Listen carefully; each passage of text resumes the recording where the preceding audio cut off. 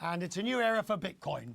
The price surpassed $100,000, dipping back just a tad in the last few moments.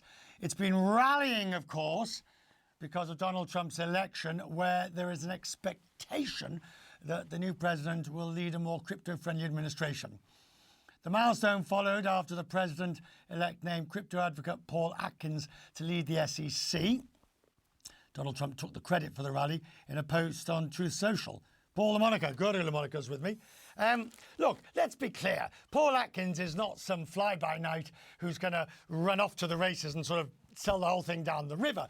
It's a nuanced development that is going to be less regulatory strict, isn't it?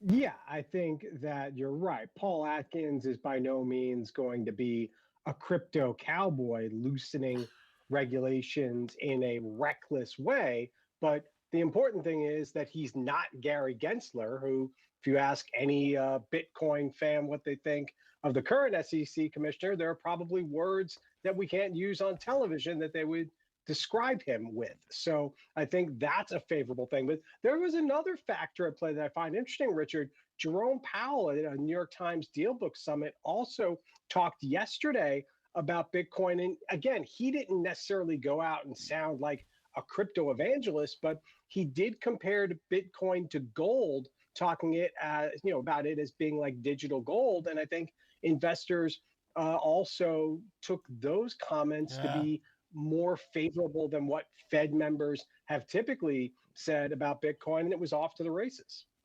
I'm glad you mentioned gold. I think you know my views on gold. It ranks alongside the views on Bitcoin. But what do you, I'm curious. You and Warren Buffett, yes. Yeah, I'm curious. What do you think? Do you regard, Paul, it as an asset class? Do you regard it, it's not a reserve in a sense, but do you regard it as an asset class? Yeah, I think that you could probably make the case that it is. I agree with the arguments that it's not really a store of value per se, and it's not something that most people are going to use as a form of payment. I think if you were to ask any reasonable person in the crypto community how much money they make a year, they'd probably quote a dollar amount. Even Michael Saylor probably would do that. They're not going to quote it in Bitcoin because Bitcoin prices change so rapidly and dramatically that, it's very difficult to say that crypto is like a fiat government currency. But, that being said, it seems like it is becoming an emerging new asset class like stocks and like fixed income. Time for a bit of history. Do you remember this? Have a listen. Do you remember this, Paul LaMonica? The goal here is very simple. We are going to attempt to buy a bit of a Bitcoin. Clearly, we're not going to buy that much.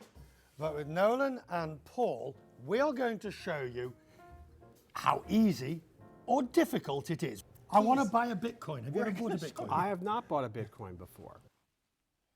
There's only one problem, isn't there? We bought a bit of a Bitcoin and neither of us has the key to it. That was my retirement money. What am I going to do now, Richard? I guess I'm working for the next 20, 30 years, however long I'm lucky enough to still be doing this. I know. Can you believe it? None of us wrote down, or at least if we did write it down, what the key to that bit of a Bitcoin is. Can't even remember how much of a Bitcoin we actually bought. But anyway, Paul, I'm great. Luckily now you've got Bitcoin ETFs. It's pretty easy to buy one on Coinbase or Robinhood. So it's a lot easier to buy Bitcoin now than it was a few years ago when we did that video. Good to see you, sir. I'm grateful of Bitcoin ETF. Now, there's the thought.